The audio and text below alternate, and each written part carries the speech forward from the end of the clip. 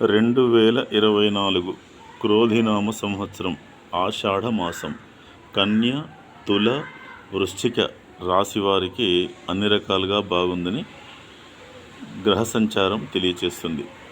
వృశ్చిక రాశి వారికి కొన్ని సందర్భాలలో సందేహం అయినప్పటికీ కూడా చివరికి మంచి ఫలితాలే ఉంటాయి. కాబట్టి ఈ 3 రాశుల వారు వారి యథాప్రకారం చేస్తున్నటువంటి వృత్తి, ఉద్యోగ, వ్యాపార వ్యవహారాలే కాకుండా నూతన వ్యవహారాలు ఏవైనా ప్రారంభం చేసినా కూడా తప్పకుండా శుభమే కలుగుతుంది.